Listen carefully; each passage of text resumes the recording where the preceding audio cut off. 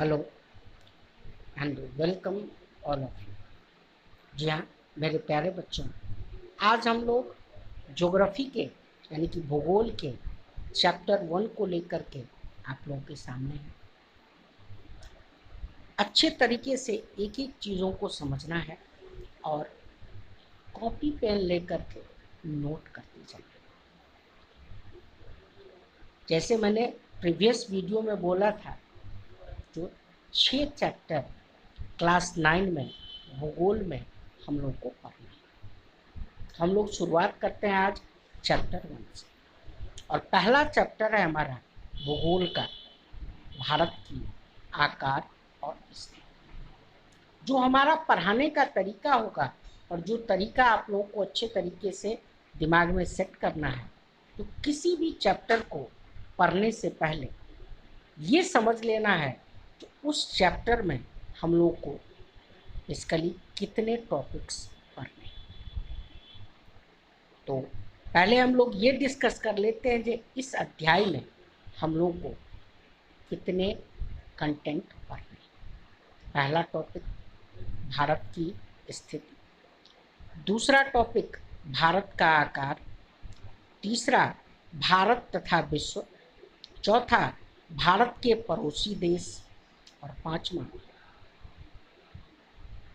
महत्वपूर्ण तथ्य। जी हाँ, याद रखना है इस चैप्टर में हम लोग को 5 टॉपिक, हम दो टॉपिक करके हर दिन डिस्कस करेंगे, ताकि आप लोगों को ना तो समझने में दिक्कत हो और ना ही नोट करने में दिक्कत हो।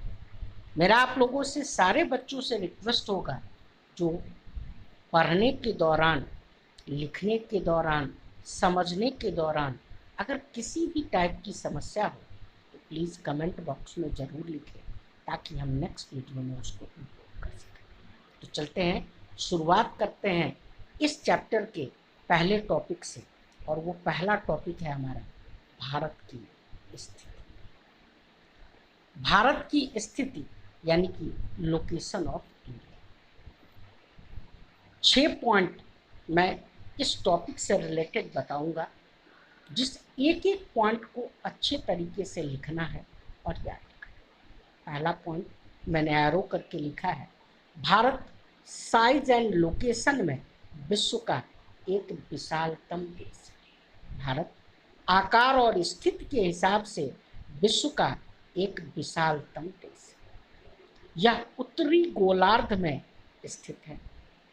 इसका मुख्य भाग 8 डिग्री 4 मिनट उत्तरी अक्षांश से लेकर के 37 डिग्री 6 मिनट उत्तरी अक्षांश तक है, जबकि 68 डिग्री 7 मिनट पूर्वी देशांतर से लेकर 97 डिग्री 25 मिनट पूर्वी देशांतर तक। मैंने बोला 6 बातें इस टॉपिक से रिलेटेड याद रखना है। पहला पॉइंट, भारत साइज एवं लोकेशन में, आकार और स्थिति में विश्व का एक विशालतम देश है। यह उत्तरी गोलार्ध में स्थित है। इसका मुख्य भाग 8 डिग्री 4 मिनट उत्तरी अक्षांश से लेकर के 37 डिग्री 6 मिनट उत्तरी अक्षांश तक है, जबकि 68 डिग्री 7 मिनट पूर्वी देशांतर से लेकर 97 डिग्री 25 मिनट पूर्वी देशांतर तक। और 2 पॉइंट जो इस टॉपिक से रिलेटेड पढ़ना है, उसको अच्छे तरीके से दिमाग में सेट करना है।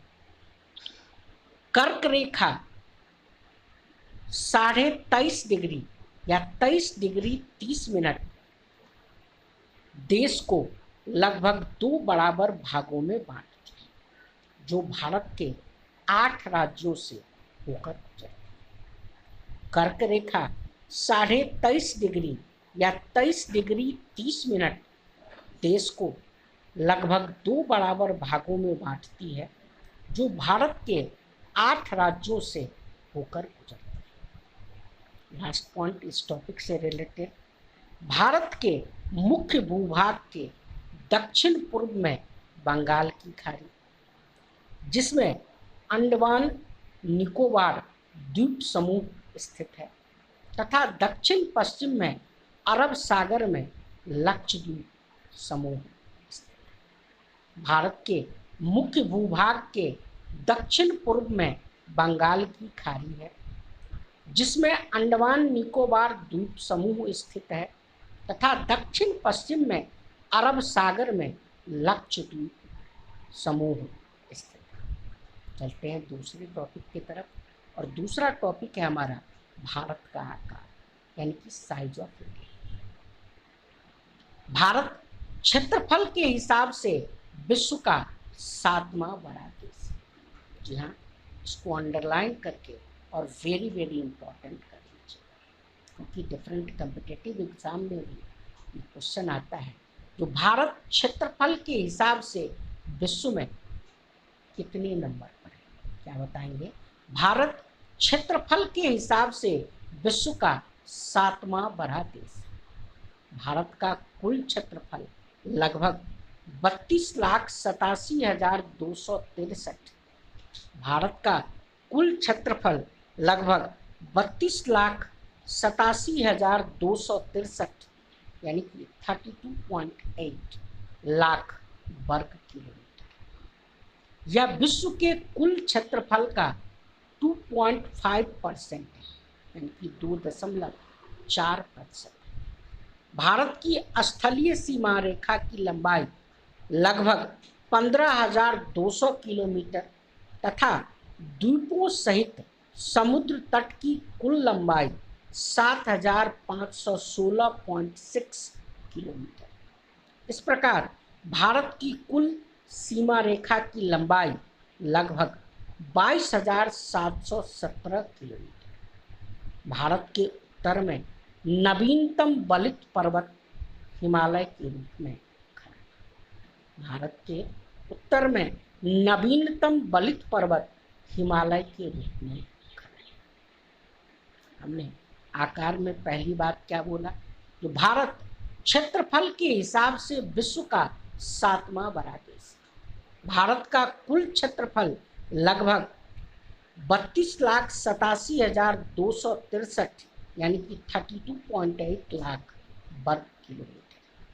यह विश्व के कुल क्षेत्रफल का 2.5%।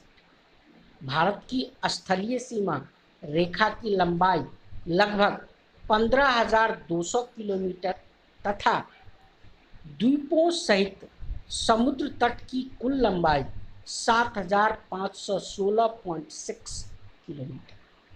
इस प्रकार भारत की कुल सीमा रेखा की लंबाई लगभग 22,717 किलोमीटर।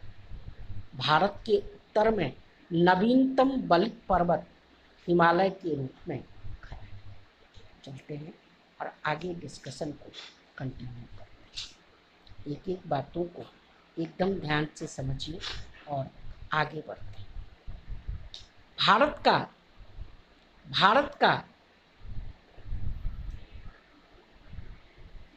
बीच का भाग चौड़ा है जबकि दक्षिण में हिंद महासागर की ओर सकरा यानी कि संकीर्ण होता गया।